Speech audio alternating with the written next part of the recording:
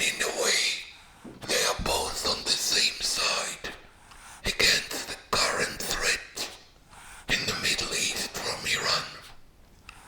Now, before I share with you my own story, let me show you a short 5-minute video that captures the main events of the war.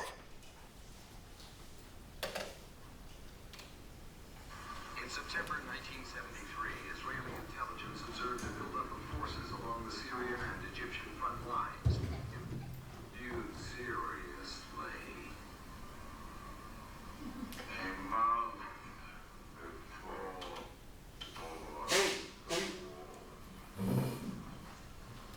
we got similar information. And the army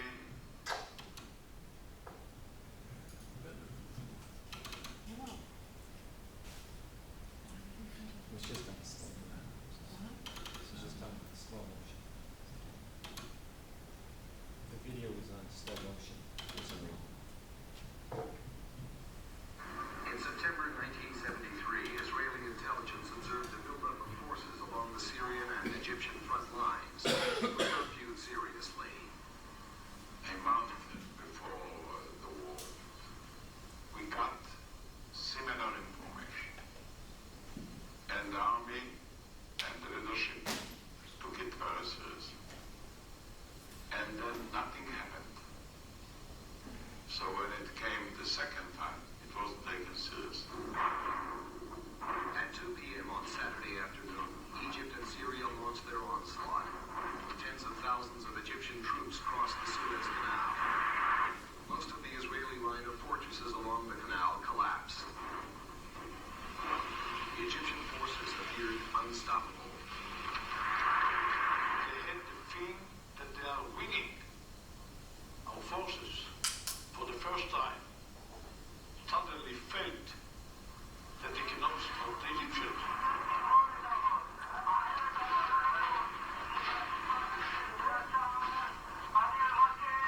The morale was so high of everyone, even who lost his side, even who was with amputated legs, but very happy that he has done something for his country.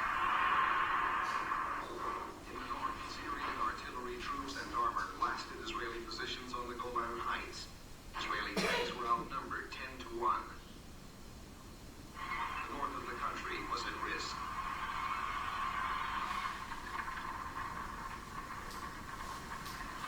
Israeli armored forces formed across the Sinai desert to retain positions. Blood-sagging rockets fired by Egyptian infantry proved deadly against the Israeli tanks. Previously undefeatable Israeli pilots now faced a new reality. Egyptian SAM missiles brought down dozens of Israeli jets. I remember coming to the canal when I arrived in my division. After 24 hours of going with our tanks across the desert on chains, I saw a young officer. He looked at me, I was like that. He could not believe. He said, "We cannot stop them. We cannot stop them." Egyptian and Israeli tanks engaged in the Sinai. It was the largest clash of armor since the World War II Battle of El Alamein. The Egyptian advance was contained.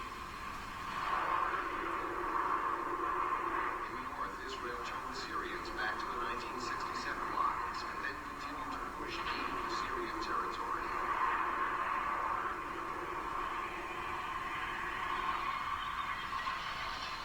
The turning point in the south came when General Ariel Sharon decided to attack the Egyptians from the rear. The building of the bridgehead across the Suez Canal took place under a massive artillery barrage. It was a terrible night. I think at midnight, we lost, from my division, about 300 killed and around 1,000 wounded. And all of us, from soldiers to the division commander, we all were fighting there.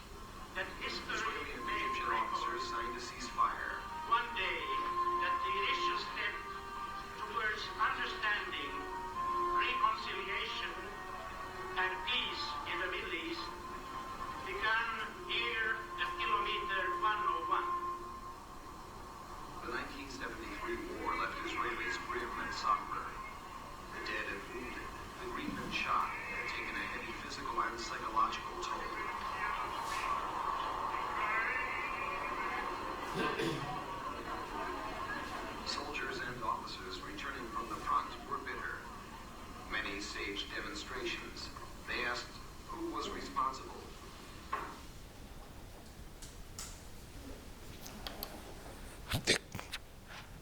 The country was in a state of shock after the war.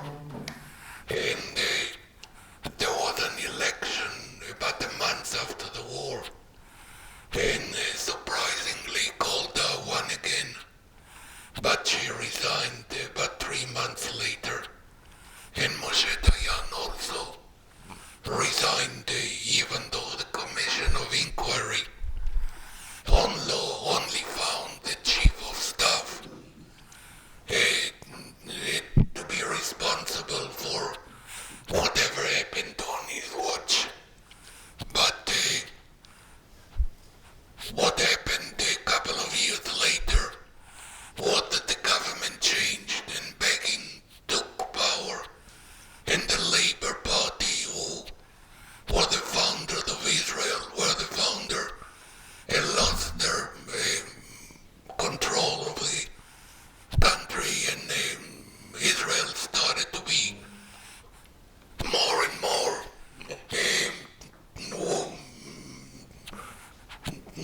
away from the Labour and more to the right wing. The Israelis stayed skeptical about the government and about the ability to use land as a way to prevent war. And I think in a way, the terrible cost to defend Sinai convinced them to return it to Egypt later on when the peace was signed. My story of the war is very similar to the one of many, many Israelis. The phone rang on the morning of Yom Kippur, and on the other side was my battalion officer who told me that within an hour I have to be at our meeting place. We had a pre-assigned meeting place, not far away from home. And the phone usually doesn't ring on Yom Kippur, but I felt that night that something was going on. We lived a few miles away from a big Israeli Air Force base, and I recalled waking up during the night several times to the sound of jets that were flying very low, which is that they carried bombs over the house. And I remember waking up and asking myself before falling back to sleep, what's going on? Jets on Yom Kippur. Even the Air Force doesn't train on this day. So it started to make sense. There's no radio or TV on Yom Kippur. And when we walked out and I went with my wife and 2 children to the meeting place, I realized this is a trip I've been trained to do all my life. We practice it once or twice a year. Living in Israel, you always expect that call. But as I walked, I realized that unlike the 6-day war, this time I have 2 little kids to protect. And I asked myself, why do we have to rush like this in the middle of Yom Kippur? I knew something was wrong. When I walked by the local synagogue, I saw other young men coming out, still carrying